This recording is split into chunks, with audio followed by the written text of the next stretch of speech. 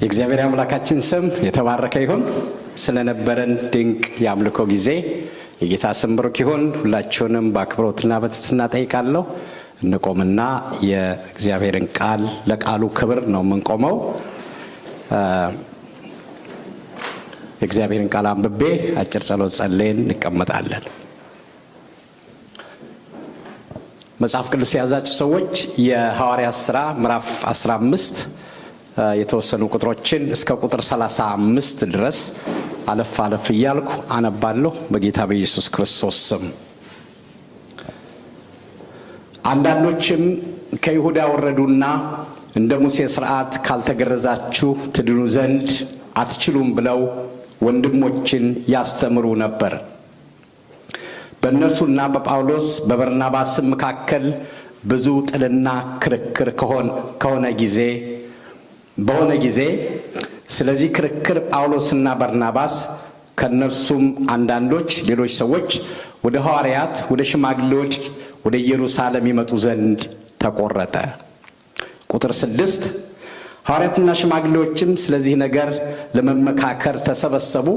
ከብዙ ክርክርን በኋላ ጴጥሮስ ተነስቶ እንዲህ አላቸው፣ ወንድሞቼ ሆይ አሕዛብ ከአፌ የወንጌልን ቃል ሰምተው ያምኑ ዘንድ እግዚአብሔር በመጀመሪያ ዘመን ከናንተ እኔን እንደመረጠኝ እናንተ ታውቃላችሁ። ቁጥር 8 ልብንም የሚያውቅ አምላክ ለእኛ ደግሞ እንደሰጠን መንፈስ ቅዱስን በመስጠት መሰከረላቸው።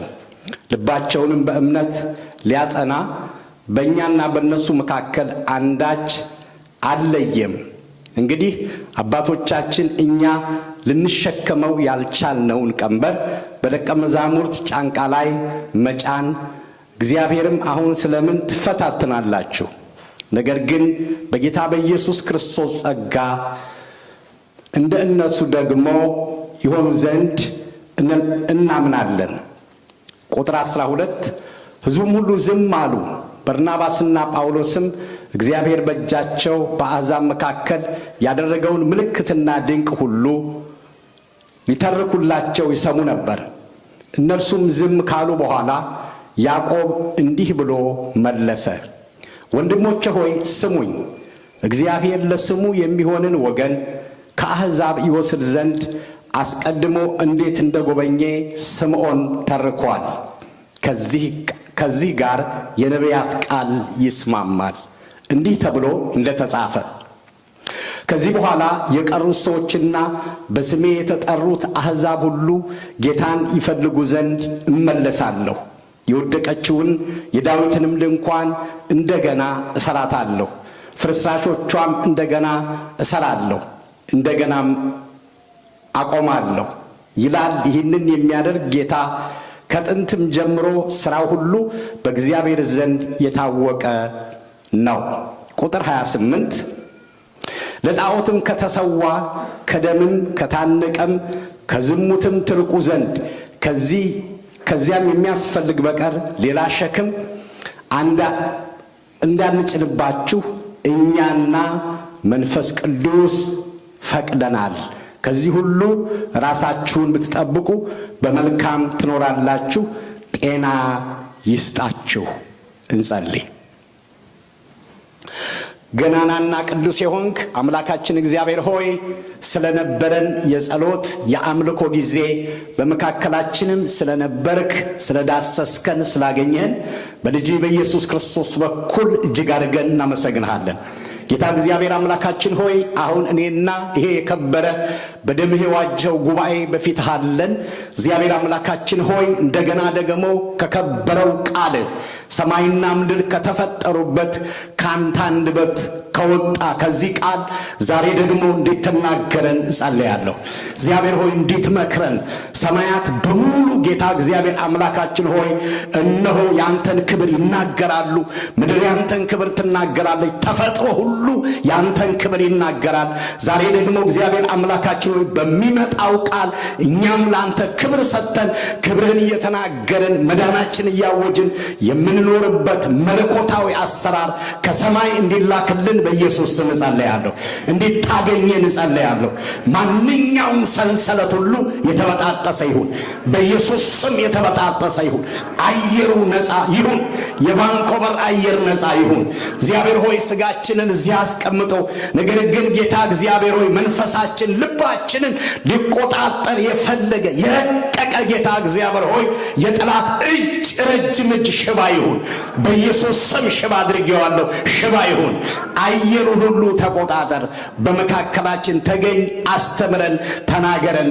በሚሆነው ነገር ሁሉ ክብሩ ተሰብስቦ ለዘላለም ላንተ ይሁን። በጌታ በኢየሱስ ክርስቶስ ስም አሜን። እንቀመጣለን። እግዚአብሔር ይባርካችሁ። ያለፈው ሳምንት ቶሮንቶ ነበርኩ።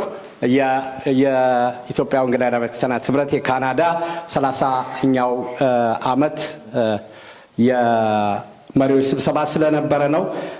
ከ30 ዓመት በኋላ በዚህ በካናዳ ብዙ የተሰሩ ስራዎች አሉ እና እግዚአብሔር ለኅብረቱ አገልጋይ ዋና ጸሐፊ ሰጥቶናል እና ለሱም እንድንጸልይለት ምናልባት በየአጥቢያው በየቤተ እምነቱ ስለሚዞር እዚህም ይመጣል እና በጣም መልካም ጊዜ ነበረን። ጌታ ኢየሱስ ሁላችሁንም ይባርካችሁ። ይሄንን ልንገራችሁ ብዬ ነው።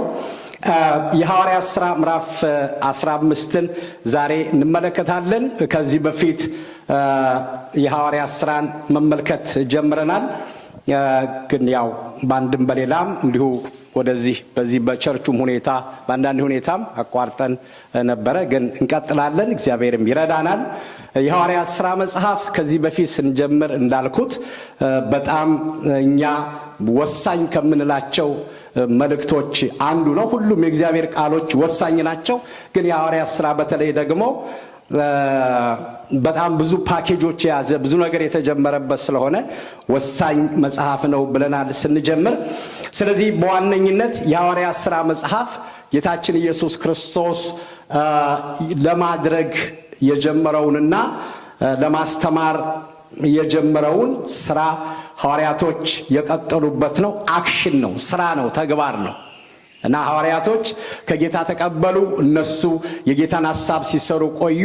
ከዛ በኋላ ለቀጣዩ ትውልድ አስተላለፉ። እየተንከባለለ እኛ ጋር ደርሷል። እኛ ደግሞ አሁን ተረኞች ነን። አሁን ጳውሎስም የለም፣ ጴጥሮስም የለም። እኛ ደግሞ እግዚአብሔር በሚፈቅድልን የዕድሜ ዘመን ከዛ ደግሞ በተሰጠን ጸጋ ምንችለውን አድርገን ለሚቀጥለው ትውልድ እናስረክባለን። ባለፈው ጊዜ እንዳነሳሁት ምናምነው ይሄንን ነው፣ ምናስተምረው ይሄንን ነው፣ ምንጠብቀው ይሄንን ነው፣ ምናስተላልፈው ይሄንን ነው። በተለይ የጌታ ኢየሱስ ክርስቶስን መሞት፣ መነሳት፣ እንደገና ደግሞ ተመልሶ መምጣት ላይ መሰረት ያደረገ አስተምሮ ስለሆነ የሐዋርያት ሥራ ትምህርት።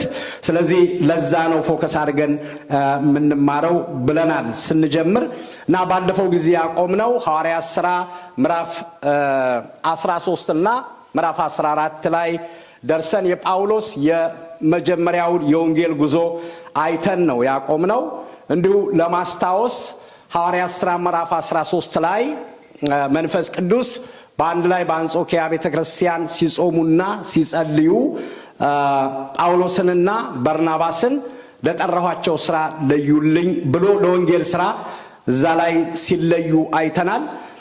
ከዛ በኋላ የመጀመሪያውን የወንጌል ጉዞ ሐዋርያው ጳውሎስ እንደጀመረ የመጀመሪያ ትልቅ ረጅም ስብከቱ እንደሰበከ በአገልግሎቱ ደግሞ ብዙ ድንቅና ታምራቶች እንደሆኑ የጠላት ሥራ እንደፈረሰ ከተማ ሳይቀር ሕዝብ ሁሉ ግልብጥ ብሎ እንደመጣ አይተናል። ከዚሁ ጋር በተያያዘ ደግሞ ስደትና መከራ እንደደረሰበት እንደተደበደበ ተቃውሞ እንደደረሰበትም አይተናል። ግን በዛ ውስጥ አልፈው ወንጌልን ከበርናባስ ጋር ይሰብኩ እንደነበረ በተለይ ምዕራፍ 14 ላይ ያቆምነው በመጀመሪያ የወንጌል ጉዞ ለ3 ዓመት ነው። ከ45 እስከ 48 በ3 ዓመት አገልግሎት ውስጥ 4 ቤተክርስቲያናትን እንደተከለ ባለፈው ተመልክተናል እና ከአንጾኪያ ተልከው ሄዱ። መጨረሻ ላይ ተመልሰው ወደ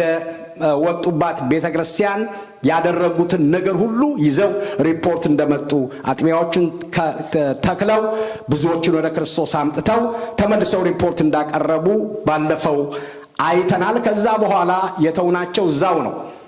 ምዕራፍ 14 ላይ አንጾኪያ ቤተክርስቲያን ውስጥ የመጀመሪያውን ነገር ጨርሰው እያሉ ወደ ምዕራፍ 15 ዛሬ የምንጀምረውን ሐሳብ ላይ ሄዳለሁ ማለት ነው።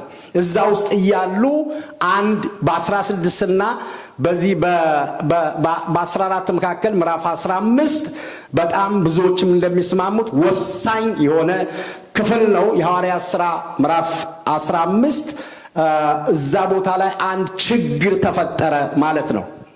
ከዚህ በፊት ስደት እንደነበረ መከራ እንደነበረ እነ እስጢፋኖስ ሳይቀሩ ክርስቲያኖች እንደተበተኑ ብዙ መከራ እንደነበረ ከወንጌል የተነሳ ይሄን አይተናል። እነ ጳውሎስም ሐዋርያት ሳይቀሩ መስዋዕት እንደሆኑ ምዕራፍ 12 ላይ ተመልክተናል። እስጢፋኖስ መስዋዕት እንደሆነ ብዙ ክርስቲያኖች እንደተበተኑ ተመልክተናል። እዚህ ጋር ደግሞ ሌላ እንደገና አንድ በጣም ክሪቲካል የሆነ ነገር ሲፈጠር እንመለከታለን። ምዕራፍ 15 ላይ ምንድነው እሱ? ይሄ ከዚህ በፊት ከነበሩት ስደቶች ሁሉ በጣም የተለየ ነው። ሌሎቹ ሁሉ እንትን ናቸው፣ ቀላል ናቸው ማለት ሳይሆን ይሄኛው የዶክትሪን ችግር ያስተምሮ ችግር ነበር በቤተ ክርስቲያኗ ላይ የመጣው ማለት ነው። እና ቁጥር 1 ላይ እንደዚህ ይላል፣ አንዳንዶች ከይሁዳ ወረዱና እንደ ሙሴ ሥርዓት ካልተገረዛችሁ ትድኑ ዘንድ አትችሉም ብለው ወንድሞችን ያስተምሩ ነበረ ይላል። እነኚህ ሰዎች ልክ ጳውሎስና በርናባስ የጌታ ኢየሱስ ክርስቶስን አዳኝነት እየመሰከሩ እያስተማሩ ብዙ ሰዎችን ወደ ጌታ አምጥተው ቤተክርስቲያናት ተተክሎ አድጋ በተለይ አንጾኪያን ቤተክርስቲያን ባለፈው በተመለከትንበት ጊዜ በብዙ ነገር ሞዴል የሆነች ሙሉ የሆነች በጸጋ በአገልጋዮች በአሰራር በብዙ ነገር ሞዴል የሆነች ቤተክርስቲያን እንደሆነች ባለፈው አንስተናል። እና ልክ ሁሉ ነገር መልካም በሆነ ጊዜ ሌላ እንደገና ችግር ሲመጣ ትመለከታላችሁ። አንድ ነገር ልንገራችሁ፣ ሁሉ ጊዜ መልካም ነገር ሲኖር፣ ድል ሲኖር፣ የእግዚአብሔር በረከት ሲኖር ክፉ ዝም ብሎ እንደማያይ ማስተዋል ይኖርብናል። እና ከመልካም በስተጀርባ ሁሉ ጊዜ ክፉ አለ። እና እግዚአብሔር በሚሰራበት ጊዜ ጠላት ዝም ብሎ እጁን አጣጥፎ አያይም። እና ምችለውን ሁሉ ያደርጋል። ከሐዋርያት ሥራ አንዱ የምንመለከተው እግዚአብሔርም ይሰራል፣ ሰይጣንም ደግሞ ያንን ለማበላሸት ምችለውን ሁሉ ሲያደርግ ነው የምትመለከቱት። እና ስደት ሲያመጣ፣ መከራ ሲያመጣ፣ አንዳንዶችንም ሲያስገድል ምችለውን ሁሉ ሲያደርግ ትመለከታላችሁ። ግን ስደት የሚኖር መከራ የሚኖር ፈተና የሚኖር የእግዚአብሔር ቃል ግን እያበበ እየበዛ እያሸነፈ ደግሞ ሲሄድ ትመለከታላችሁ። እና ሁሉ ጊዜ ይሄን ጠብቁ። አንድ ትልቅ የእግዚአብሔር ሰው አንድ ጊዜ ሲናገሩ የሰማሁት ነው። ምን አሉ?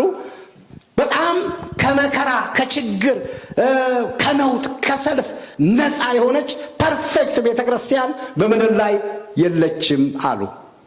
እና እንደዛ እንዳትጠብቅ፣ ምናልባት ፈልገህ ግን በጣም ሰላማዊ የሆነች ፈተና የሌለባት ቤተክርስቲያን ግን ካገኘ እንዳትገባ።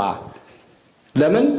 አንተ ከገባ ትበላሻለች አሉ ሲባል ሰምቻለሁ። የሰማሁት ምሳሌ ነው። እና ምን ልላችሁ ነው? ሁሉ ጊዜ ድል ካለ፣ ሁሉ ጊዜ ሰክሰስ ካለ፣ እግዚአብሔር የሚሰራ ከሆነ በጎኑ ሌላ ነገር ጠብቁ ሁሉ ጊዜ። ምክንያቱም የምንኖረውበት ዓለም ራሱ ክፉ ሲስተም ነው። ከሱ በላይ ግን ከመጀመሪያ ጀምሮ እስከ መጨረሻ ድረስ የእግዚአብሔርን ሥራ ለማበላሸት የሚተጋ ሰይጣን ስላለ ድል ሲኖር ሰልፍ አለ። እና ይሄ ነው እነ ጳውሎስ በብዙ ድል ውስጥ የእግዚአብሔርን ሥራ እየሰሩ እያሉ እየተከታተለ ደግሞ ሰይጣን ያንን ለማበላሸት ይሞክራል። እግዚአብሔር ደግሞ ድል ይሰጣቸዋል። እና ምዕራፍ 15 ላይ የስንደርስ ግን የመጣው ቅድም እንዳልኳችሁ እንደሌሎቹ ስደቶች እንደሌሎቹ መከራ ሳይሆን በአስተምሮ ላይ በዶክትሪን ላይ ነው የመጣው ማለት ነው። እና ምንድነው ያደረጉት? ሰዎቹ አይሁዳውያን ናቸው። የመጡት ከይሁዳ ነው፣ ከኢየሩሳሌም ነው። መጡና ጳውሎስና በርናባስ ያስተማሩት ትምህርት ስህተት ነው ብለው ነው የጀመሩት። እና ምን አሉ? እናንተ አህዛብ ከአህዛብ ወደ ክርስትና መምጣት ትችላላችሁ፣ ምንም ችግር የለውም፣ መዳን ትችላላችሁ። ግን እናንተ መዳን የምትችሉት የደህንነት ጉዳይ ነው። ለዚህ ነው በጣም ብዙ የእግዚአብሔር ሰዎች፣ የሥነ መለኮት ሰዎች፣ ብዙ የወንጌላውያን አማኞች በተለይ ይሄ ክፍል በጣም ለክርስቲያኖች ወሳኝ ነው። በኋላ አነሳላችኋለሁ። እና አትድኑም ብለው ነው እና መዳን አትችሉም ብለው ነው የተነሱት። ምን ካላረጋችሁ፣ አይሁድ ካልሆናችሁ፣ የሙሴን ሕግ ካልጠበቃችሁ፣ ካልተገረዛችሁ አትድኑም ብለው ማስተማር ጀመሩ። በዚህ ምክንያት ሁለት ነገር ተፈጠረ ማለት ነው። አንዱ ትክክለኛ ከሰማይ የመጣው የወንጌል መልእክት እነ ጳውሎስ እና እነ በርናባስ ሌሎች የሚያስተምሩት ትምህርት፣ ሁለተኛው ደግሞ እነኚህ አይሁዳውያን የዳኑት አይሁዳውያን ከኢየሩሳሌም የመጡት ከይሁዳ የመጡ ሰዎች አንጾኪያ ቤተክርስቲያን ውስጥ ሾልከው ገብተው ህዝቡን በታት ከፋፈሉት ማለት ነው። እና በተለይ አህዛብን አትድኑም አሏቸው። እናንተ መዳን የምትችሉት በመጀመሪያ ደረጃ ተገርዛችሁ፣ ከዛ በኋላ የሙሴን ሕግ ጠብቃችሁ፣ የአይሁድን ስርዓት ጠብቃችሁ አይሁድ ሁናችሁ ከአይሁድ ጌታን ማግኘት ትችላላችሁ። አዘርዋይስ ግን ደህንነት የሚባለውን መዳን የሚባለውን የዘላለም ሕይወት የሚባለውን ነገር ማግኘት አትችሉም አሏቸው። ከዚህ በኋላ ያው ብዙ ክርክር ሆነ ይላል ቃሉ። እንደምታነቡት ብዙ ትርምስ ሆነ፣ ክርክር ሆነ። ግን አንድ ሐሳብ መጣ። ምንም ችግር የለም፣ አሁን ይህንን መልስ ሊሰጡ የሚችሉ አሉ፣ ኢየሩሳሌም አሉ፣ ሐዋርያት ከጌታ የሰሙ የነበሩ አብረው ያሉ ስላሉ ወደ ሐዋርያት ይሄዱ ተብሎ ጳውሎስም እንደገና በርናባስም እነኚህ ደግሞ አህዛብ ካልተገረዙ አይድኑ የሚሉትም ሰዎች ተሰብስበው ወደ ኢየሩሳሌም ሄዱ። እና በቤተ ክርስቲያን ታሪክ የመጀመሪያው የኢየሩሳሌም ጉባኤ የሚባል ነው። ይሄ ብቻ ሳይሆን በታሪክ ዛሬ ላለችው የክርስቶስ ቤተ ክርስቲያን መሰረታዊ የሆነ ነገር የተወሰነበት ምዕራፍ ነው። ሂደው ከሄዱ በኋላ ኢየሩሳሌም ደረሱ። ኢየሩሳሌም ከደረሱ በኋላ የነበረውን ነገር በሙሉ አስረዱ። ለሐዋርያት ለሽማግሌዎች ችግሩ ይሄ ነው አሉና አስረዷቸው። ባጭሩ ሲያስረዱ ይህንን ጉዳይ ለመፍታት ይላል ቁጥር 6 ሐዋርያትና ሽማግሌዎች ስለዚህ ነገር ለመመካከር ተሰበሰቡ ይላል። እና ጉዳዩ ሲሪየስ ጉዳይ ነው። ቅድም እንዳልኳችሁ የደህንነት ጉዳይ ነው እና የመዳን ጉዳይ ነው፣ የህይወት ጉዳይ ነው። ምክንያቱም ኢየሱስ የሞተበት ጉዳይ ነው፣ ከሰማይ የመጣበት ጉዳይ ነው። ግን ሰዎች እጅ ገብቶ ትድናላችሁ አትድኑም፣ ትጸድቃላችሁ አትጸድቁም የሚል ክርክር ነው የተነሳው። ስለዚህ ተሰበሰቡና ለመመካከር በአንድ ላይ ተሰበሰቡ ይላል። በዛን ጊዜ ሲሰበሰቡ ጴጥሮስ አንድ ነገር ተናገረ። ከብዙ ክርክርም በኋላ ጴጥሮስ ተነስቶ እንዲህ አላቸው፣ ወንድሞቼ ሆይ አሕዛብ ከአፌ የወንጌልን ቃል ሰምተው ያምኑ ዘንድ እግዚአብሔር በመጀመሪያ ዘመን ከናንተ እኔን እንደመረጠኝ እናንተ ታውቃላችሁ ብሎ መተረክ ጀመረ። በምዕራፍ 10 ላይ ባለፈው እንዳየነው ማለት ነው። አሕዛብ የወንጌልን እውነት ሰምተው የዘላለም ሕይወት እንዲያገኙ እኔን እግዚአብሔር ከጳውሎስም በፊት እንደመረጠኝ እንደላከኝ እኔ እንኳን አይሆንም እነኚህ መዳን አይችሉም ብዬ ሳንገራግር እግዚአብሔር ግን እኔን እንደላከኝ እናንተ ሁላችሁ ምስክር ናችሁ ብሎ መተረክ ጀመረ። ስለዚህ እግዚአብሔር እነኚህን ሰዎች ያዳናቸውን ለኛ የሰጠውን መንፈስ የሰጣቸውን ለኛ የሰጠውን ሕይወት የሰጣቸውን ሰዎች ምን ብለን ነው ሌላ ቀንበር የምንጭንባቸው? እግዚአብሔር ያልጫነባቸውን እግዚአብሔር ያልሰጣቸውን ቀንበር ምን ብለን ነው የምንጭንባቸው ብሎ መልስ ወይም ደግሞ ተረካ ወይም ገለጻ አደረገ። ያን ጊዜ ሁሉም ዝም አሉ። ቀጠለና ያዕቆብ ቁጥር 13 ላይ እንደዚህ ይላል። ቁጥር 14 ላይ ከቁጥር 13 ጀምሬ ላንብበው። እነሱም ዝም ካሉ በኋላ ያዕቆብ እንዲህ ብሎ መለሰ፣ ወንድሞቼ ሆይ ስሙኝ። እግዚአብሔር ለስሙ የሚሆንን ወገን ከአሕዛብ ይወስድ ዘንድ አስቀድሞ እንዴት እንደጎበኘ ስምዖን ተርኳል። ከዚህ ጋርም የነቢያት ቃል ይስማማል፣ እንዲህ ብሎ እንደተጻፈ።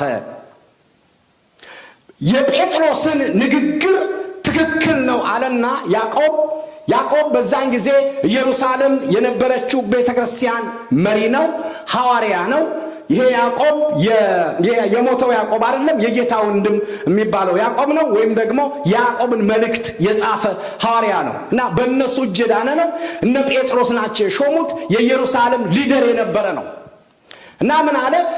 ጴጥሮስ የተናገረው ትክክል ነው አለ እና ትክክል የሆነበት ደግሞ ከቃሉ ጋር አይጋጭም፣ ይስማማል አለ እና ተጽፏል አለና ቀጥሎ ሲዘረዝር ከዚህ በኋላ የቀሩት ሰዎች በስሜ የተጠሩት አሕዛብ ሁሉ ጌታን ይፈልጉ ዘንድ እመለሳለሁ፣ የወደቀችውንም የዳዊትን ድንኳን እንደገና እሰራታለሁ፣ ፍርስራሾቿም እንደገና እሰራለሁ፣ እንደገናም አቆማለሁ ይላል። ይህን የሚያደርግ ጌታ ከጥንት ጀምሮ ሥራ ሁሉ በእግዚአብሔር ዘንድ የታወቀ ነው አለና የአሞጽን ምዕራፍ 9 ቃል ጠቅሶ ጴጥሮስ ያለው ይሄ አሕዛብ የዳኑት ወደ ጌታ የመጡት በእግዚአብሔር ልብ ውስጥ ቀድሞ የነበረ ነው አለ። የታቀደ ነው፣ እግዚአብሔር ያቀደበት ነው አለ እና የተጻፈ ነው አለ እና እግዚአብሔር ልብ ውስጥ የነበረ ነው። እንደሚድኑ ወደ እግዚአብሔር እንደሚመጡ አሕዛብ የነበረ ነው። እንዴት ነው እናንተ በዚህ የምትደነቁት? አይሁድ መሆን አይጠበቅባቸውም፣ መገረዝ አይጠበቅባቸውም አይነት ማለት ነው። ዝቅ ብሎ የተናገረውን ቃል ልድገምላችሁ። ከዛ በኋላ በዚህ ምክንያት ተከራከሩና ወደ አንድ ሐሳብ ግን መጡ። ሲመጡ 4 ነገሮችን ብቻ እንዲከለከሉ፣ ሌላውን ግን ነፃ እንደሆኑ እዚህ ቦታ ላይ ሲደነግጉ ትመለከታላችሁ። ቁጥር 28 ለጣዖት ከተሰዋ ከደምም ከታነቀም ከዝሙትም ትርቁ ዘንድ ከዚህ የሚያስፈልገው ነገር ሌላ ሸክም እንዳንጭንባችሁ እኛና መንፈስ ቅዱስ ፈቅደናል። ከዚህ ሁሉ ራሳችሁን ብትጠብቁ በመልካም ትኖራላችሁ፣ ጤና ይስጣችሁ የሚል ውሳኔ ከዚህ ከተሰበሰበው የሐዋርያት ጉባኤ አንድ ላይ ሰመራይዞ ተወሰነ ማለት ነው። 4 ነገሮች ብቻ እንዲከለከሉ፣ ከዛ ውጭ ግን ነፃ እንደሆኑ። አንደኛው ለጣዖት የተሰዋ ሥጋ፣ ሁለተኛ ከዝሙት፣ ሶስተኛ ከታነቀ ከደም፣ ከነኚህ ይራቁ። ከዚህ ውጭ ግን መገረዝም አያስፈልጋቸውም፣ ሌላ ቀንበርም አንጭንባቸውም፣ አይሁድም መሆን አይጠበቅባቸውም። ለነሱ ነው ኪዳኑ፣ ለአይሁድ የተገባው ኪዳን። ልክ ዮሐንስ ወንጌል ምዕራፍ 3 ቁጥር 16 ያለው ቃል እንደሚያውጀው እግዚአብሔር ዓለምን ሁሉ ሲወድ እዛው ስም ስላሉ እነሱም ሌላ ነገር አያስፈልጋቸውም አለ ማለት ነው። ለጣዖት የተሰዋ ሥጋ የሚለው በዛን ጊዜ በዘመኑ በነበሩት ወይም ደግሞ አሕዛብ ሁሉ ጊዜ ምን ያደርጋሉ? ለጣዖቶቻቸው ሥጋ በሬ ያርዱና ወይም የሆነ ነገር አርደው ከበሉ በኋላ የተረፈውን ይሸጣሉ ወስደው ልኳንዳ ቤት። አሁን እኛ ሥጋ ሂደን እንደምንገዛው በዚህ ሀገር ምናልባት እንደ ኢትዮጵያ ልኳንዳ ቤት ያለ አልመሰለኝም፣ ግን ልክ እንደ ልኳንዳ ቤት እየቸረቸሩ ይሸጣሉ። ያንን ማለት ነው። መብላታቸው ኃጢአት ሆኖ ሳይሆን ግን ጳውሎስ እንዳለው ሥጋ መብላት ወንድሜን የሚያሰናክለው ከሆነ ለዘላለም እንዳልበላ ይሄንን እንዳያረጉ አለ። ከመብል ጋር የተገናኘ ነው። የታነቀም ደሙ ያልፈሰሰ ማለት ነው። ደም አሁን እኛ ብዙ ሰዎች ደም ይበላሉ፣ ግን አይሁዶች ደም አይበሉም፣ የታነቀ አይበሉም። ስለዚህ ከዚህ ይጠበቁ። አንደኛው ግን በጣም በሐዲስ ኪዳን ላይ ሲሪየስ የሆነ ከዝሙት ሁሉ እንዲሸሹ ይላል እና በወቅቱ በነበረው አሕዛብ መካከል በጣም አጸያፊ የነበረ ዝሙት ነበረ። በተለይ በቆሮንቶስ ቤተክርስቲያን በቆሮንቶስ አካባቢ መቅደሳቸው ውስጥ ሳይቀር ከአንድ ሺህ በላይ ቀሳውስት ለዚህ ራሳቸውን አዘጋጅተው መቅደሳቸው ውስጥ ዝሙት ይፈጽማሉ። አምላካቸው የጣዖቱ አምላክ ግብረ ሥጋ ግንኙነት ሲያደርጉ ነው። ልክ አሁን እኛ ስናመልክ እግዚአብሔርን በመንፈሱ ነን ስናመልክ የእግዚአብሔር መንፈስ በእኛ ላይ እንደሚመጣ እንደምናምን ሁሉ፣ ነገር ግን ልክ እነሱ ያንን ዝሙ ሲሰሩ መንፈሳቸው ወይም ደግሞ አምላካቸው እንደሚገናኛቸው እንደሚደሰት አይነት ልምምድ እምነት ነበራቸው አሕዛብ። ከእንደዚህ አይነት ከልት ሁሉ ራቁ አላቸው ማለት ነው። ክብር ለእግዚአብሔር ይሁን። አራት ነገሮችን ፈጥኜ አነሳለሁ ከዚህ ክፍል ውስጥ። አንደኛው መዳን፣ ደህንነት። አሁን እዚህ ቦታ ላይ እስከ መዳን ጋር የተገናኘ ነገር ነው እና አትድኑም ነው። ክርስቶስ ያፈሰሰው ደም ለእናንተ ከሥርዓት ጋር ለማገናኘት ነው የሞከሩት ማለት ነው። ግን እግዚአብሔር ማንም ሰው ኢየሱስ ክርስቶስን ካመነ ወደ ኢየሱስ ክርስቶስ ከመጣ ምንም አይነት ቀንበር እሱ ላይ እንደማይሰራ የእግዚአብሔር ቃል ይናገራል። ምንም አይነት መገረዝም ይሁን አለመለቅ። አሁን እኛ ባለበት ዘመን ሰዎች የመጣንበትን ቤተ እምነት ታውቃላችሁ። ሁላችንም ባክግራውንዳችን የት እንደሆነ ኢትዮጵያውያንና ኤርትራውያን እናውቃለን። እና ብዙ ሰዎች ጽድቅ የሚገኘው ደህንነት የሚገኘው በመጾም በመጸለይ ወይ ደግሞ ጫካ በመግባት ገዳም በመግባት ነው ብለው ነው የሚያምኑት። ወይ ብዙ ስጦታ በመስጠት ብዙ ነገር በማድረግ በመድከም ሥራ በመስራት ጥረት በማድረግ ነው ምን ጸድቀው። ዝም ብሎ አይጸደቅም ነው የሚሉት። ብዙ መድከም አለብህ፣ መስራት አለብህ፣ ራስን ማጎሳቆል አለብህ ብለው ነው የሚያምኑት። ይሄ ብቻ አይደለም። እነ የጠመጠሙትም የወልድ ተቃዋሚዎችም ብትወስዱ የነሱም በቃ በተለይ 5 አይነት መመሪያዎች አሏቸው። አንደኛው በራሳቸው በአንዱ አምላካቸውና በላከው ይሄን ካላመን ካጸድቅም ይላሉ። ከዛ በኋላ 5 ጊዜ መስገድ አለብህ። እንደገና ደግሞ ሂደህ መካ መዲና የመሐመድን መቃብር መሳለም አለብህ ይላሉ። ስራ ከስራ ጋር የተገናኘ ነው እና ይሄን ነገር ማድረግ አለብህ ካላደረክ ይላሉ። እና በየትኛውም እዚህ ዓለም ላይ ባሉ እምነቶች ሁሉ እምነታቸውን ስትፈትሹ ከስራ ጋር የተገናኘ ነው። ነገር ግን ስራችንን በቀራንዮ መስቀል ላይ ሰርቶ ተፈጸመ ብሎ አጠናቆ የዘላለም ሕይወት በነፃ የሰጠን አምላክ ስሙ የተባረከ ይሁን። አሜን። ምንም አስተዋጽኦ ሳናደርግ እንዲሁ በነፃ በቀራንዮ መስቀል ላይ በፈሰሰ ደም እኔና እናንተ ወይም ይሄን የሚያምኑ በሙሉ ከየትኛውም እርግማን ነፃ ናቸው። ክብር ለእግዚአብሔር ይሁን። ነፃ ነን እና ይሄንን ነው የሚላቸው። ነፃ ነን። እግዚአብሔር ለአይሁድ ያመጣውን ደህንነት ለሰው ሁሉ እንደሆነ ጴጥሮስ እዚህ ላይ ያውጅላቸዋል። ደህንነታችን እና ዛሬ እኔ ስለ መዳናችን መናገር እፈልጋለሁ ወገኖቼ ሆይ። እና እዚህ ያላችሁ በጣም ብዙ ናችሁ እና ብዙ ነገሮች ሊኖረን ይችላል፣ ልናገኝ እንችላለን። ግን ዛሬ አንድ ነገር ላስታውሳችሁ እፈልጋለሁ። መዳናችን ከምንም ነገር ጋር አይወዳደርም። ክብር ለእግዚአብሔር ይሁን። አሜን። ምድር ላይ ያለን ሰማይ ሀገር አለን። ክብር ለእግዚአብሔር ይሁን። የፈሰሰው ደም ከዘላለም ሞት ወደ ዘላለም ሕይወት፣ ከጨለማ ወደ ብርሃን፣ ከሰይጣን ባርነት ወደ እግዚአብሔር ልጅነት፣ ክብር ለእግዚአብሔር ይሁን፣ ከሲኦል ወደ መንግሥተ ሰማያት በፈሰሰው ደም ነፃ የወጣን ሰዎች ነን። እስቲ ስለ መዳናችሁ አጨብጭቡ። ለእግዚአብሔር ክብር አለ። ስለ መዳናችሁ ለመዳናችን ደግሞ አንድም ያደረግነው አስተዋጽኦ የለም።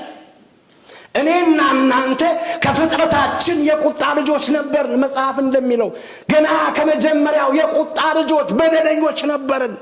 ግን ከወደደን ከትልቅ ፍቅሩ የተነሳ ገና በበደላችንና በኃጢአታችን ሙታን በነበርንበት ጊዜ የናዝሬቱ ኢየሱስ ክርስቶስ የኛን ቦታ በመውሰድ በቀራንዮ መስቀል ላይ እርቃኑን በመሰቀል የሾህ አክሊል በመድፋት ከገባንበት ሸለቆ ውስጥ አውጥቶናል። እስኪ ድኛለሁ ብሎ አንድ ጊዜ ለራሳችሁ የዳንን ሰዎች ነን። ክብር ለእግዚአብሔር ይሁን። አሜን። ደህንነታችሁ ዛሬ አንድ ነገር ላስታውሳችሁ ፈልጋለሁ። መዳናችን ትልቅና ድንቅ ነገር ነው። ክብር ለእግዚአብሔር ይሁን። አሜን። የዘላለም ሕይወት አለን። ኮንፊደንስ የሚሰጠን ይሄ ነው። አሜን አሜን። የዳናችሁ ናችሁ እዚህ ያላችሁ። ክርስቶስ ያለው ሰው የዳነ ሰው። ያ ደግሞ ደህንነት ያገኘው ምንም ነገር ስለተገረዘ ስላልተገረዘ፣ ስለጾመ ስለጸለየ፣ ስለገባ ስለወጣ፣ ከማንም ስለተወለደ ሳይሆን ኢየሱስን ስላመነ ነው። ክብር ለእግዚአብሔር ይሁን። ኢየሱስ ያለው ሕይወት አለው። መዳናችን ድንቅ ነው። ተመልከቱ። እንደ ሰው ጥበበኞች ሆኑ አልተጠሩም ይላል ጳውሎስ። ጥበበኞች አሉ፣ ብዙ ጥበበኞች ጨረቃ ላይ የወጡ ሳይንቲስቶች፣ ብዙ ነገር ያላቸው፣ ብዙ ነገር መስራት የሚችሉ በምድር ላይ አንቱ የተባሉ ስልጣን ያላቸው ብዙዎች አሉ። እነሱ ግን አልተጠሩም ይላል። አያችሁ፣ ግን ደካማውን መረጠ ይላል። አንቺን መረጠ፣ ሰው የሌለሽን አንተን መረጠ። ምንም ነገር የትም ቦታ ግባ ማትባለውን መረጠና ደህንነት ሰጠን። ስለዚህ ዛሬ አንድ ነገር ውስጣችሁ ማስገባት ፈልጋለሁ። ደህንነታችሁ ድንቅ ነገር ነው። ክብር ለእግዚአብሔር ይሁን። እስኪ መዳኔ ድንቅ ነው በሉ ለራሳችሁ። መዳናችሁ ግንባራችሁ ላይ ድናለች የሚላል። ለእግዚአብሔር ይባረክ። ክብር ለእግዚአብሔር ይሁን። የዳናችሁ ደግሞ በፈሰሰው ደም ነው። ደም ከሰማይ በፈሰሰ ደም፣ ቀራንዮ መስቀል ላይ በፈሰሰ በኢየሱስ ደም የዘላለም ሕይወት አግኝታችኋል። ክብር ለኢየሱስ ይሁን። ስለዚህ ቀንበር አትጫኑባቸው ይላል ጴጥሮስ ቁጥር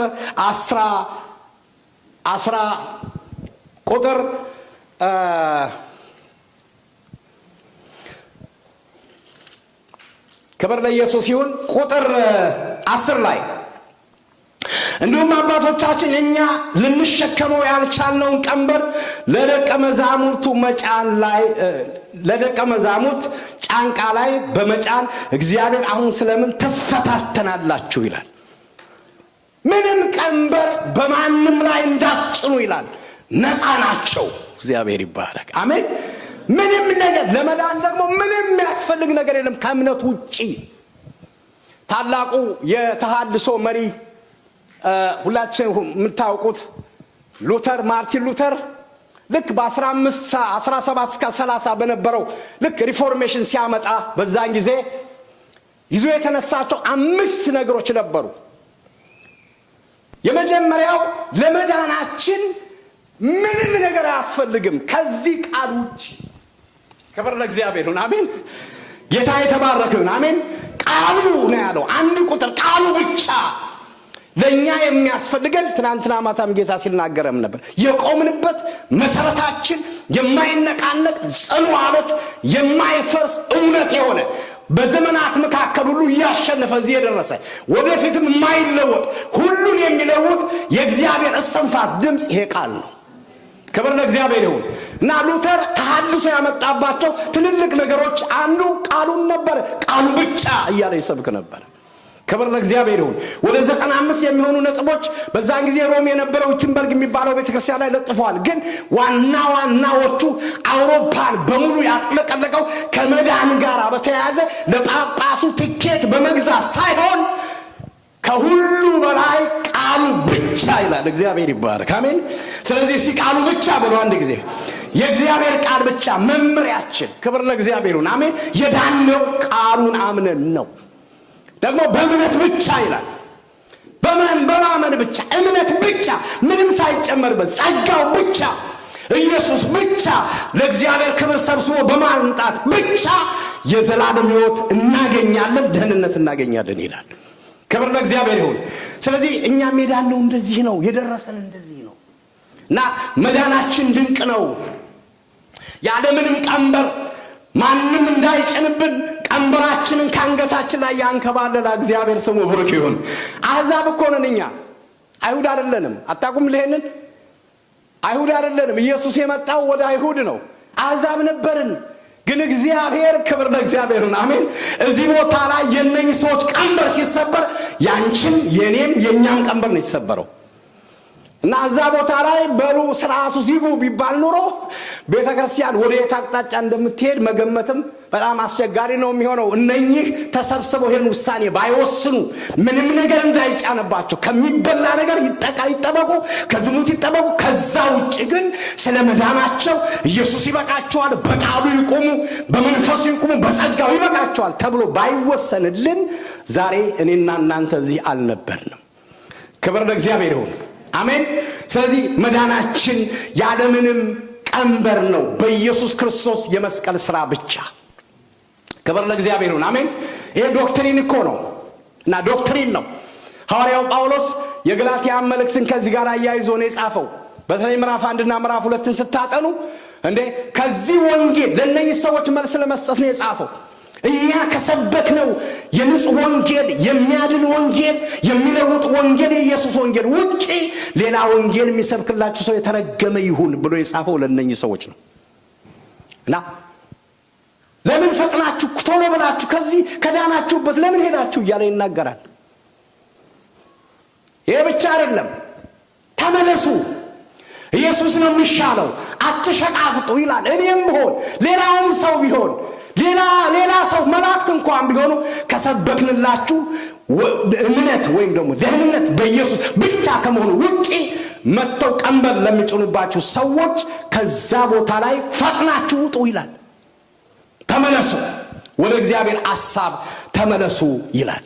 ስለዚህ የገላትያ መልእክት ሐዋርያው ጳውሎስ ለእነዚህ ሰዎች መልስ እንዲሆን የጻፈው መልእክት ነው። ምዕራፍ 1 ምዕራፍ 2 ሌሎችም እና መዳናችን ያለምንም ተጨማሪ ነገር እግዚአብሔር በነፃ በኢየሱስ ክርስቶስ ደም መንግሥተ ሰማያት እንድንገባ አድርጎናል። አንድ ሁለተኛ በዚህ ቦታ ላይ አንድነትን ታያላችሁ። በተለይ ቅድም እንዳልኩት ጴጥሮስ ለጥያቄውን ይዘው ሲመጡ ጳውሎስና በርናባስና ሌሎቹ ሲመጡ ጴጥሮስ የተናገረውን ነገር አስቡ። እኔ ነበርኩኝ መጀመሪያ የተላኩት፣ ሁላችሁ ታውቃላችሁ፣ ሂጄ አገለገልኳቸው፣ ታውቃላችሁ፣ እግዚአብሔር ልኮኝ እኔ ሰብኬያለሁ፣ ለአሕዛብ ምስክሮች ናችሁ አለና ስለነሱ መዳን የእግዚአብሔርን ፍቅር ከተናገረ በኋላ ያዕቆብ ደግሞ ብድግ ብሎ ማነው ያዕቆብ ተነሳና ጴጥሮስ ያለው ነገር ልክ ነው አለ። አያችሁ፣ አሁን የሐዋርያትን አንድነት በዛ ቦታ ላይ የእግዚአብሔርን ኪዳን የእግዚአብሔርን አስተሳሰብ ለማስተላለፍ እዛ ቦታ ላይ የነበረውን የአንድነት መንፈስ እንወስዳለን እና የእግዚአብሔርን ሥራ ለመስራት ደህንነት ለመጠበቅ ሰዎች ከቀንበር ስራት ነፃ እንዲወጡ የአንድነት መንፈስ ሁለቱ ቢለያዩ ኖሮ ምን ነገር ሊወሰን እንደሚችል መገመት አስቸጋሪ ነው የሚሆነው። ለምን አሕዛብ በሙሉ አይሁድ ይሁኑ ተብሎ ቢወሰን፣ ለምን ከሳሾቹም አይሁዶች ናቸው፣ ፈራጆቹም የተለወጡ አይሁዶች ናቸው። እግዚአብሔር ነው ጣልቃ የገባው። ስለዚህ ዘረኝነት ቢኖር ኖሮ አሁን እኛ እንዳለንበት ዘመን ማለት ነው እነዚህ ሰዎች ከአሕዛብ ውጭ ከይሁድ ውጭ ናቸው፣ ይሄ ይጫንባቸው ቢባል ኖሮ እኛን የሚወክሉ እነኛ አሕዛቦች ዛሬ እኛ ያገኘነውን ደህንነት ልናገኝ አንችልም ነበር። እግዚአብሔር ጣልቃ ገብቶ ያንን በጴጥሮስ በያዕቆብ ያንን ባይወስን ወይም ደግሞ ሐሳቡን አቅርቦ ሁሉም እንዲስማሙ ብዙ ተከራከሩ ይላል። ተከራከሩ። አያችሁ፣ ክርክር ይኖራል፣ አለመግባባት ይኖራል፣ የሐሳብ ፍጭት ይኖራል፣ አስተሳሰብ ሊንሸራሸር ይችላል። ሁላችን አንድ አይነት አይደለንም። አንድ አይነት ስላልሆንን አስተሳሰቦች አሉ። ግን ተወያይቶ ተመካክሮ ግን ሐሳቦችን ወደ አንድ ማምጣት ተገቢ ነው እና ብዙ ተጨቃጨቁ፣ ተመካከሩ። የእግዚአብሔርን ፕላን ነጥቦ እንዲወጣ ለማድረግ ብዙ ከተወያዩ በኋላ ግን ያዕቆብ ምን አለ? ጴጥሮስ ያለው ልክ ነው አለ። የተናገረው የእግዚአብሔር ሐሳብ ነው አለ። ሁሉ ሰው ተስማሙ ይላል። ከተስማሙ በኋላ ይሄ ለኛ አሁን ላለችው ቤተክርስቲያን ሞዴል ትልቅ ትምህርት ነው። መዳናችንን ከማስታወሳችን ከመጠበቃችን ቀጥሎ ሁሉ ጊዜ ኢሹ ሲነሳ መስማማት፣ አመለካከት ሊኖረን ይችላል፣ አስተሳሰብ ሊኖረን ይችላል። ሁላችን አንድ አይነቶች አይደለንም። አንድ አይነት ልንሆን አንችልም። የተለያየንን። ምክንያቱም እግዚአብሔር አንድ አድርጎ አልፈጠረንም። ቁመታችን የተለየ ነው፣ መልካችን የተለያየ ነው፣ አስተሳሰባችን የተለያየ ነው፣ ብዙ ነገራችን የተለያየ ነው። አሁን እዚህ ውስጥ ያለነው በሙሉ ሁላችንም የተለያየ ነገር ነው። አንድ ልንሆን አንችልም።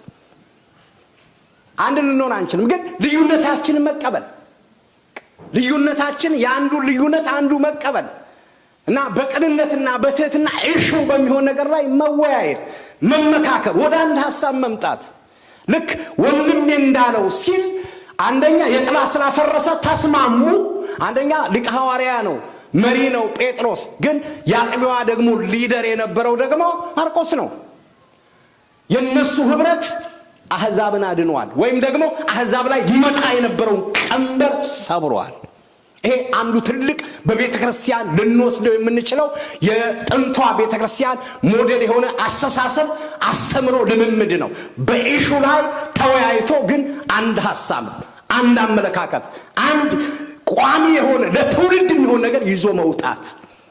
ስለዚህ እኛ አሁን የምናደርጋቸው እያንዳንዱ ነገሮች ትውልድ እንደሚቀርጹ ታውቃላችሁ። ትውልዳችንን የምናስባቸው፣ የምንናገራቸው፣ የምናምናቸው እምነቶች፣ የምንለማመዳቸው ልምምዶች ከኛ አልፈው ልጆቻችን ዲማንድ ያደርጋሉ። የልጆቻችን ሕይወት ሁሉ ይወስናሉ። ስለዚህ መጠንቀቅ ለዛ ነው የእግዚአብሔር ቃል ሲናገር መምሸትና መንጋት፣ ክረምትና በጋ፣ መዝራትና ማጨድ ሕግ ናቸው ይላል። አይቋረጡም ነው የሚለው። ስለዚህ እኛ የምናስበው ሁሉ የምናደርገው ሁሉ ልጆቻችን ጋር ይተላለፋል። ስለዚህ እንደ ቃሉ በማሰብ እንደገና ደግሞ በአንድነት ሐሳብ መልካም በማሰብ መልካም በመናገር መልካም ነገር በመወያየት በአንድነት ሐሳብ እሾችን መፍታት የምንችልበት ጥበብ፣ ኃይል፣ ጉልበት እግዚአብሔር ይስጣል። አሜን። ችግር ይኖራል።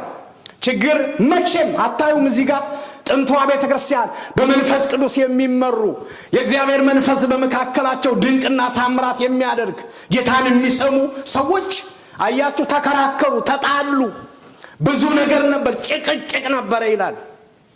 ግን ተስማሙ ይላል። እግዚአብሔር የተባረከ ይሁን። አሜን። መንፈስ ቅዱስ ሲኖር ስምምነት ይኖራል ማለት ነው። ክብር ለእግዚአብሔር ይሁን። አሜን። እና ስምምነት፣ አንድነት፣ አንድ ሐሳብ፣ አንዱን አንዱ መደገፍ፣ አብሮ መስራት፣ ለአንድ ዓላማ መቆም፣ ጌታን ማክበር፣ ለጌታ መንፈስ የታዘዘ መሆን፣ ለሌሎች ጥቅም መስራት፣ የእግዚአብሔር መንፈስ ማዳመጥ፣ ሌላው እንዲታነጽ፣ ሌላው ቀንበሩ እንዲሰበር፣ ሌላው እንዲያመልጥ፣ ከሞት እንዲያመልጥ፣ ከኃጢአት እንዲያመልጥ፣ ለሌላው ስኬት ሲባል አንድ ሐሳብ ይዞ መነሳት፣ ለሌሎች ሰዎች ለሰዎች ጥቅም፣ እግዚአብሔራዊ የሆነ ጥቅም ይዞ በአንድ አይነት ሐሳብ መነሳት እና ከኢየሩሳሌም ጉባኤ ደህንነታችንን ማሰብ ብቻ ሳይሆን የአንድነት መንፈስ በመሪዎችና በሕዝቡ ላይ ነበረ። መሪዎች አንድ ነበሩ፣ ሕዝቡም አንድ ነበረ። ሕዝቡ ዝም አለ ይላል። ተስማሙ። መስማማት ብቻ አይደለም፣ አንዱን ቋንቋ ሁለቱ ሰዎች ሲናገሩ ወይም ጴጥሮስም ያዕቆብም ያንኑ ሲናገሩ ሕዝቡ በሙሉ ተስማሙ ይላል። ተስማምተው ሕግ ወጣ፣ ረቀቀ፣ ደብዳቤ ተጻፈ። 2 ሰው ተጨምሮ ከጳውሎስና ከሲላስ ጋር እንደገና ወደ አንጾኪያ ተላኩ ይላል። ሌላው ይህንን ችግር የፈቱበት 2 ቁልፍ ነገሮች አሉ። አንዱ እና የመጀመሪያው እንደ ቃሉ የሚል ነው። እግዚአብሔር ይባረክ። አሜን አሜን። እንደ ቃሉ ምን ይላል? የሆነ ነገር ስንፈልግ ብዙ ነገሮች ማገላበጥ ጥሩ ነው፣ ግን የእግዚአብሔር ቃል ምን ይላል? አያችሁ፣ ያዕቆብ ሪፈር ያደረገው ቃሉን ነው አይደል? ጴጥሮስ ስለተናገረ አይደለም፣ ሕዝቡ ስለተስማማ አይደለም፣ ራሱ ስለገመተ አይደለም። አሕዛብ እንዲድኑ በፊት የታቀደ ነው። እንዲህ ብሎ እንደተጻፈ ነው ያለው ቃል። የምናደርገው ነገር ሁሉ እንደ ቃሉ። እግዚአብሔር ይባረክ። አሜን። እንደ ቃሉ ይላል ወይ? አሁን በእኛ ዘመን ምንድን ነው የሚጠየቀው? ብዙ ነገሮች ይጠየቃሉ። ጥንት ግን በነበረችው ቤተክርስቲያን ኢሹ ለመፍታት እንደ መደራደሪያነት እንደ ሪፈረንስ ወይም ደግሞ እንደ ሕገ መንግስት ሪፈር የተደረገው ነገር ቃሉ ነው።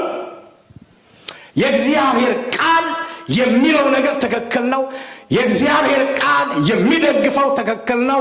የእግዚአብሔር ቃል የማይለው ስህተት ነው።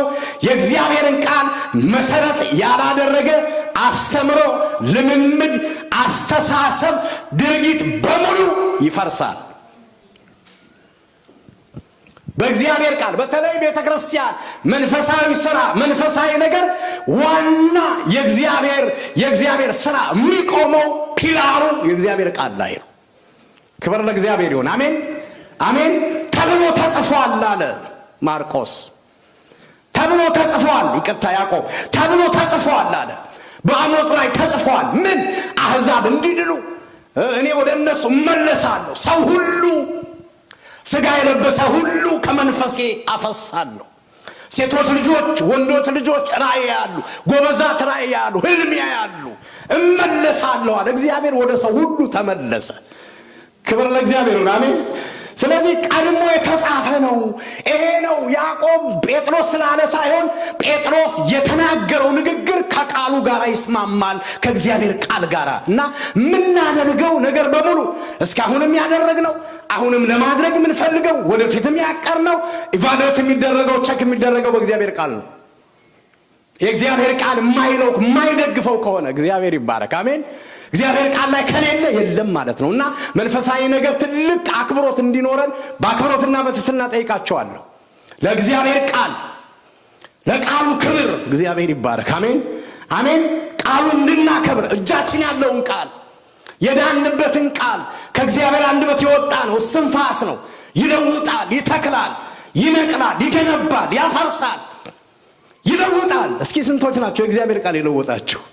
ክብር ለእግዚአብሔር። አጨብጭቡ ለሰራዊት ጌታ ለእግዚአብሔር። የእግዚአብሔር ቃል ይለውጣል። እኔ ልቤን የለወጠው እግዚአብሔር ቃል ነው። የተከለኝ እግዚአብሔር ቃል ነው። እሱን ስታምኑ ውስጣችሁ ገብቶ ያረሰርሳል፣ ጉልበታችሁን ያነጻል፣ እርጅናችሁን ያለመልማል፣ የሌላችሁ ነገር እንዲኖራችሁ ያደርጋል፣ እግዚአብሔር እንድታውቁ ያደርጋል፣ ይቀድሳል። ክብር ለእግዚአብሔር። አሜን። ይቀድሳል፣ ያንጻል፣ ይተክላል፣ ያለመልማል፣ አይን ያበራል። እግዚአብሔር ይባረክ። እንደ ቃሉ ስትሄዱ፣ እንደ ቃሉ ስትወጡ፣ ስትገቡ በእግዚአብሔር ቃል የተሞላ ሕይወት ሲኖራችሁ ክብር ለእግዚአብሔር ይሁን። አሜን።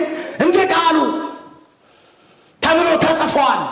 ትሞታል፣ አልሞትም፣ በሕይወት እኖራለሁ። ለምን? የጌታዬን ሥራ እሰራለሁ አይለ ቃሉ ይላል የምትሉ ሰዎች እንድትሆኑ ክብር ለኢየሱስ ይሁን። አሜን። እንዲህ ብሎ ተጽፏል። ጌታ ኢየሱስ እንኳን ሰይጣንን ያባረረው በቃል ነው። አይደለም እንዴ? አይደል? በቃሉ ነው። በቃሉ እየመዘዘ ከቃሉ።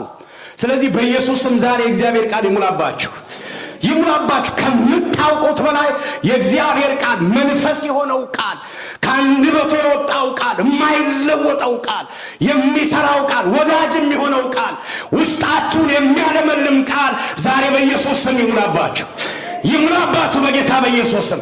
ቃል ውስጥ እንድትዋኙ መንፈስ ቅዱስ ያደርጋችሁ እና እንዲህ ተብሎ ተጽፏል። የኢየሩሳሌም ኢሹ የተፈታው በመተዳደሪያ ደንብ ሳይሆን በእግዚአብሔር ቃል ነው የተፈታው። ቃሉ ምን ይላል? ቃሉ ሁሉ ነገር ከቃሉ ነው የሚወጣው። ከቃሉ ሌሎች ብዙ ነገሮች ሊኖሩ ይችላሉ፣ ትክክል ናቸው።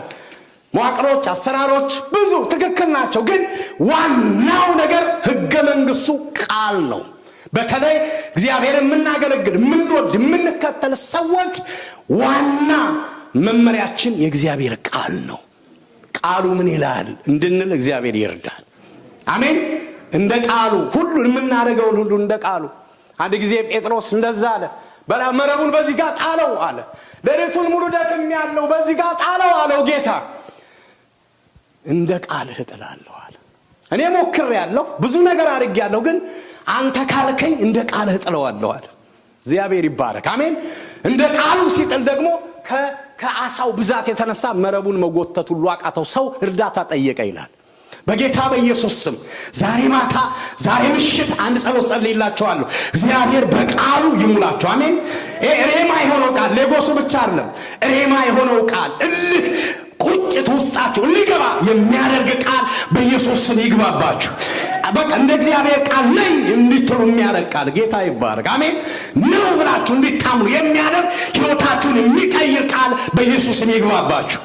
አሜን። በቃ ተነቀል የምትሉት ይነቀላል፣ ተተከል የምትሉት ይተከላል፣ ፍረስ የምትሉት ይፈርሳል። ጌታ ይባረክ። አሜን። አሁን እኮ እዚህ ቁጭ ብለን አየር ላይ መንግስት እናፈርሳለን። እስኪ የምታምኑ ሰዎች አታምኑም? ይፍረስ ያለው ይፈርሳል። ክብር ለእግዚአብሔር። ተነቀል ያለው ይነቀላል። ለምን ብትሉ የእግዚአብሔር ቃል ነው የሚሰራው እኛ ጋር ሆኖ ማለት ነው። ስለዚህ በእግዚአብሔር ቃል ጌታ ይሙላብን። ሌላው አራተኛው ቁልፍ ነገር እኛና መንፈስ ቅዱስ ፈቅደናል። እግዚአብሔር ይባረክ። አሜን። በቃ ከዝሙት ከደም ከታነቀ ከዚህ እንዲርቁ እኛና መንፈስ ቅዱስ ሁለት ትልልቅ ነገር ነው። አንድ በሐዋርያ ኢየሩሳሌም የነበሩት የኢየሩሳሌም ቤተክርስቲያን ሐዋርያቶች ኦቶሪቲ ስልጣን፣ ቤተክርስቲያን መሪዎች፣ እኔ ፓስተር ስለሆንኩኝ አይደለም፣ የቤተክርስቲያን መሪዎች ስልጣን አላቸው። ይሄንን እኔ በጣም ህዝብ አከብራለሁ። በትህትና ትልቅ ሰው ቤት ውስጥ ነው ያለኩት። ማለት በቃ ከምንመከረው ምክር አንዱ ታላላቅ ሰዎች አክብሩ፣ የሰው ገንዘብ እንዳትነኩ፣ ሁለት ቋንቋ እንዳትናገሩ፣ አንድ ሚስት አግቡ፣ ጓደኛ አትክሉ ተብለን ያደግነው። እንደዛ ሆኖ ግን እኔ በአክብሮት አንድ ነገር ልንገራችሁ። በአክብሮትና በትህትና እግዚአብሔር እኛን እንዲያከብረን ከፈለግን የቤተ ክርስቲያን መሪዎችን አክብሩ ብቻ አይደለም፣ ስሙ፣ ታዘዙ። ይሄን ብናደርግ በረከቱ የኛ ነው። ይሄን ባናደርግ ደግሞ መጽሐፉን አንብቡት። ምንድነው ያለው? እኛ ነው ያለው። እኛ ወስነናል ይላል። እኛና መንፈስ ቅዱስ ይላል። እኛና መንፈስ ቅዱስ ወስነናል። ስለዚህ የቤተ ክርስቲያን መሪዎች በእግዚአብሔር መንፈስ ምሪት የወሰኑት ውሳኔ ያውና እስከ ዛሬ ድረስ ዶክትሪን ሆኖ እኛ ሁሉ ድነናል ማለት ነው። ሰዎችም አሉበት፣ የሰው ሐሳብ ሳይሆን እግዚአብሔር። አያችሁ ሶስት ነገር ነው እዚህ ቦታ ላይ የምታገኙት። የእግዚአብሔር ቃል፣ የእግዚአብሔር ሰዎች፣ የእግዚአብሔር መንፈስ። ወይም የእግዚአብሔር ቃል፣ የእግዚአብሔር መንፈስ፣ የእግዚአብሔር ሰዎች ይሄንን ትልቅ ውሳኔ ወሰኑ። በየዘመናቱ ከዚህ በፊት በተደጋጋሚ ተናግሬያለሁ። በየዘመናቱ እግዚአብሔር ለጊዜው ለወቅቱ ላለው አጀንዳ ሰው ነው የሚፈልገው። በቃ ሰው ይፈልጋል፣ ሰው ይሰጣል። በቃ ከዛ ከተሰጡ ሰዎች ጋር አብረን መፍሰስ፣ አብረን ይሄን ብናደርግ በረከቱ የኛ ነው። ባናደርግስ፣ እንደዛ ባናደርግ ከብዙ ነገር እንጎላለን። ይሄን በትህትና ልንገራችሁ። እግዚአብሔር እንዲባርካችሁ፣ እግዚአብሔር ደግሞ በእናንተ ያለውን ዓላማ እንዲፈጽም መንፈስ ቅዱስን ስሙ። እግዚአብሔር የሚናገርበት የእግዚአብሔር እስትንፋስ አሁን ደግሞ መንፈስ ቅዱስ ነው። ከመንፈስ ቅዱስ ጋር መስማማት፣ ካሉት የእግዚአብሔር ሰዎች ጋር መስማማት። ይሄ ውሳኔ ምን አመጣ? ለኢየሩሳሌም ለማን ነው? አንጾኪያ ለነበረችው የተከፋፈለችው ቤተክርስቲያን ነፃነት አመጣ። በቃ እነኛ አሁን ይፈረድልናል ብለው ሲጠብቁ የነበሩ ደብዳቤው ተጻፈ። ጳውሎስና በርናባስ ሌላ ሁለት ሰዎች ተጨመሩና ሄዱ። ከዛ በኋላ ጉባኤው ተሰበሰበ፣ ተነበበ። በእግዚአብሔር ቃል ላይ የተመሰረተ እግዚአብሔር በጠራቸው ሰዎች የተወሰነ በመንፈስ ቅዱስ የጸደቀ አዋጅ ነው። ምን? ከድሙት ይራቁ፣ ከደም ይራቁ፣ ከጣዖት ይራቁ፣ ከጣነቀ ይራቁ። ከዛ ውጪ ምንም ቀንበር ሳይጫንባቸው እነኚህ ሰዎች ጌታን ማምለክ ይችላሉ ብለው ወሰኑ። በቤተ ክርስቲያን ታሪክ በተለይ 1054 ዓመተ ምህረት ለሁለት ቤተ ክርስቲያን እስከምትከፈል ድረስ 7 ትልልቅ ጉባኤዎች ተደርገዋል። የ325 የኒቅያ ጉባኤን ጨምሮ ማለት ነው፣ አርዮስ የተወገዘበት እና ልክ ብዙ ሰዎች የሚያነሱት ይሄ ባይጻፍም የሐዋርያት ሥራ ምዕራፍ 15 ከነኛ ከ7ቱ ትልልቅ ውሳኔዎች እንዳንዱ ይታሰባል ብለው የስለ መለኮት አስተማሪዎች ወይም ብዙ የእግዚአብሔር ሰዎች ያምናሉ። በጣም ትልቅ ኢሹ ነው፣ ትልቅ ውሳኔ፣ ለቤተ ክርስቲያን የተወሰነ ትልቅ ውሳኔ፣ ደህንነትን የሚጠይቅ ወይም ደግሞ የሰዎችን ደህንነት የያዘ ዶክትሪን ስለሆነ ትልቅ ኢሹ ነው ብለው ያስባሉ፣ ያምናሉ። እኔም እንደዛ ነው ማምነው። ስለዚህ ዛሬ ምንድነው ለማለት የፈለኩት? ሐዋርያት ሥራ ምዕራፍ 15 ጳውሎስ ምዕራፍ 13 ምዕራፍ 14 ላይ በሰራው ትልልቅ ስራዎች ከበርናባስ ጋራ በደረሰበት ፈተናና መከራ ችግር ሁሉ አምልጦ አንጾኪያ ቁጭ ባለበት ወቅት አንጾኪያ ሰዎች ገብተው ቸርቹ ተከፋፈለ ማለት ነው በዶክትሪን። አሁን እንኳን በእኛ ዘመን በዶክትሪን የሚጣላ ሰው ብዙ የለም። በገንዘብ፣ በስልጣን፣ በሌላ በሌላ ነው። ዶክትሪን ምንድነው የምታምነው ብለን ብንጠየቅ ስንቶቻችን በትክክል የምናምነውን ነገር እንደምንናገር እኔ አላቅም፣ ግን እኔ እርግጠኛ ነኝ ሁላችሁም ተናገራላችሁ። ግን ብዙ ቦታ ምንድነው የምታምነው ምንም እንደሚያምን አያቅም። ቸርች ከሆነ ይሄዳል፣ ግን ምናምነውን ማወቅ አለብን። ስለዚህ የዶክትሪን ኢሹ ሲሪየስ ነው። እዚህ ቦታ ላይ የተነሳው የዶክትሪን ነው፣ ስለ መዳን ስለ ደህንነት ነው። እና ያንን ኢሹ ፈቱ። ከዛ በኋላ ከምዕራፍ 15 ቁጥር 36 ጀምሮ እንደገና ሁለተኛውን ጉዞ ይጀምራል። የሚቀጥለው ሳምንት ጌታ ካልመጣ እንጀምራለን። ክብር ለእግዚአብሔር ይሁን፣ አሜን። ሁለተኛ እዚህ ቦታ ላይ ትልቅ የሆነ ውሳኔ ተወሰነ። ይሄ ውሳኔ አህዛብን ሁሉ ነፃ አወጣ፣ እረፍት አመጣ፣ እኛ ጋር ደርሷል። ጌታ የተባረከ ይሁን፣ አሜን። ዛሬም መዳናችንን አጥብቀን እንይዛለን። መዳናችሁን ያዙ። ጌታ ይባረክ። እንዳይጎልባችሁ እንዳይቀልባችሁ። ክብር ለኢየሱስ ይሁን፣ አሜን። መዳናችሁ እሱ ደግሞ በቃሉ ላይ የተመሰረተ ነው፣ አሜን። እንደ ቃሉ ነው። እግዚአብሔር ደግሞ የሰጣችሁን መሪዎች አገልጋዮቻችሁን ውደዱ፣ አክብሩ፣ ስሙ፣ አብራችሁ ቁሙ። ይሻላል እኮ አይከፈልበት። ምን አለበት? ከመጥላት መውደድ እኮ ይሻላል። አይሻልም ወይ እንዴ? አይከፈልበትም መልካም ሰዎች ብንሆን። ክብር ለእግዚአብሔር ይሁን፣ አሜን። በቃ መንፈስ ቅዱስን እንስማ፣ እሱን እንታዘዝ፣ እርስ በርሳችን ደግሞ እንደማመጥ። ይሄንን ካረግን ከፊት ለፊታችን ትልቅ ስራ አለ፣ አሜን። የሚቀጥለው ሳምንት ጀምሮ የምናየው ስራ አለ ከፊት ለፊታችን።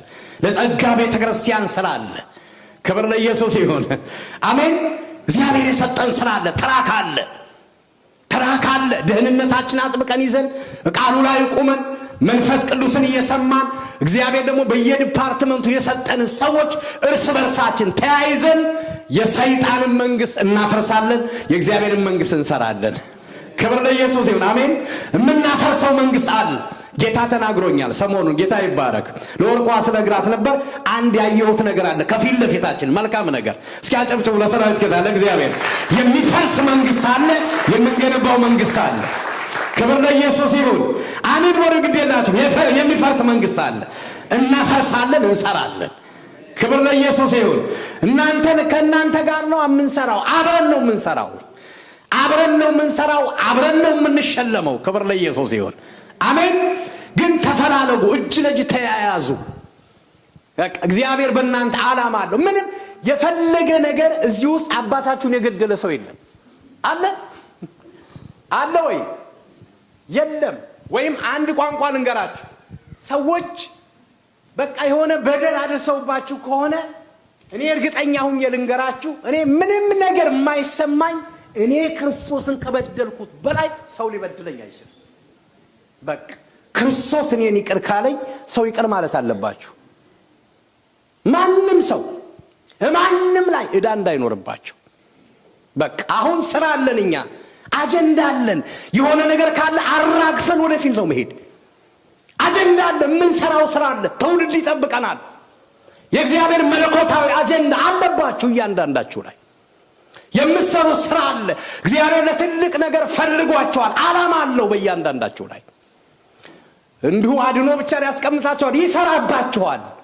ይሰራንና ይሰራብናል። ክብር ለእግዚአብሔር ይሁን፣ አሜን። ዓላማ አለው። እግዚአብሔር ይፈልጋቸዋል። እግዚአብሔር ይፈልግሻል። እግዚአብሔር ይፈልጋቸዋል። እያንዳንዳችሁ የከበረ ነገር አለው። እንጀራ ልጅ የለውም እግዚአብሔር እዚህ ውስጥ። ደግሞ ትልቅ መንፈሳዊነት ከሰው ጋር አብሮ መስራት ነው።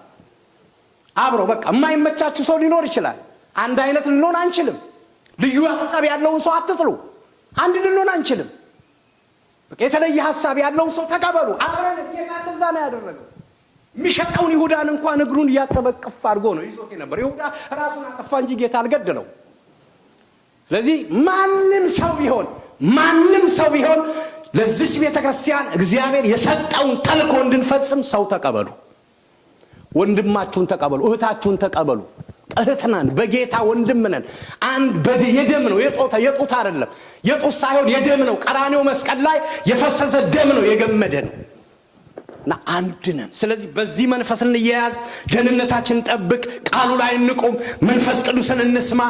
አጠገባችን ያለውን ሰው በየዲፓርትመንት ኃላፊዎቻችን እናክብር።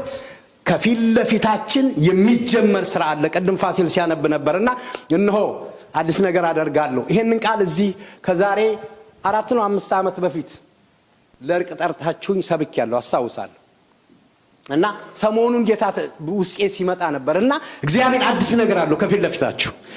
አሜን ወር ጉዴላችሁ አዲስ ነገር አለው ለሱ ክብር፣ ለቤተክርስቲያን ደግሞ በረከት፣ ለኛ አክሊል አዲስ ነገር እግዚአብሔር ይሰራል።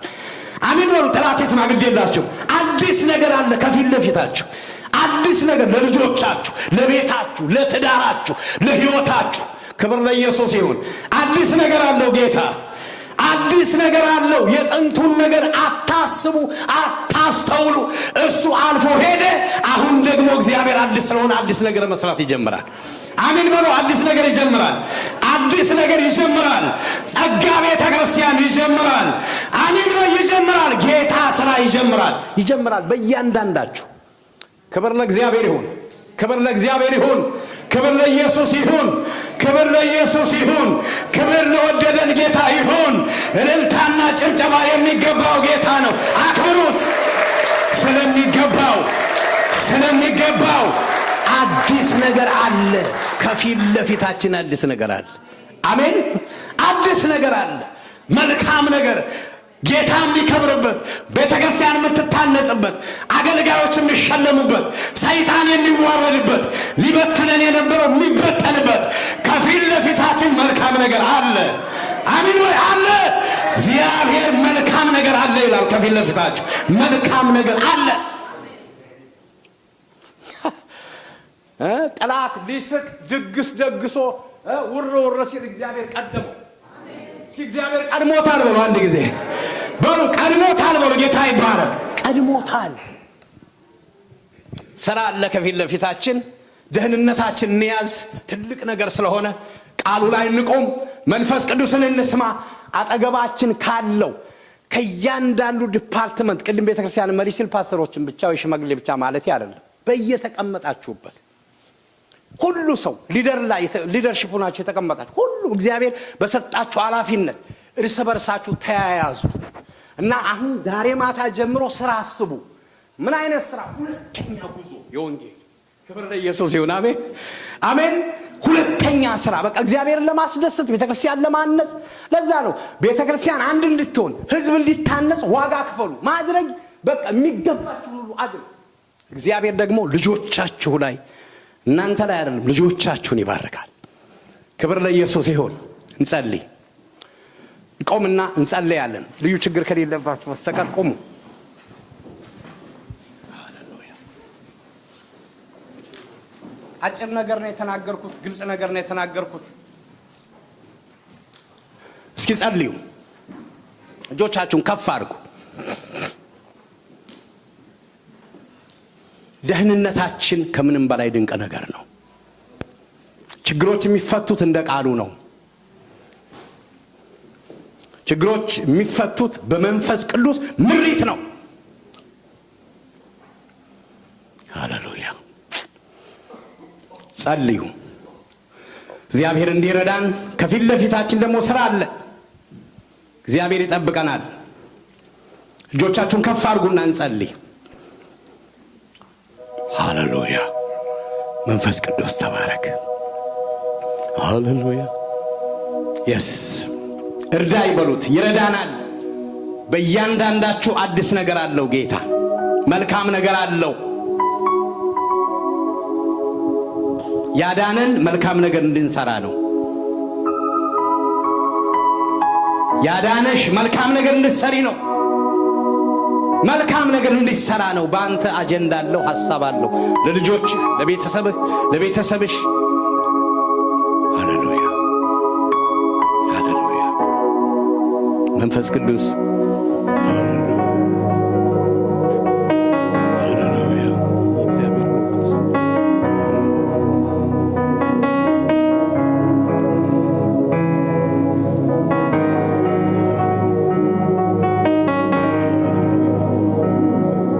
መዳናችን ትልቅ ነገር ነው። ከምንም ነገር ጋር የማይወዳደር መዳናችን ምላሽ ባይሆንም ግን እሱን ደግሞ እናገለግላለን። ጌታም ይረዳናል።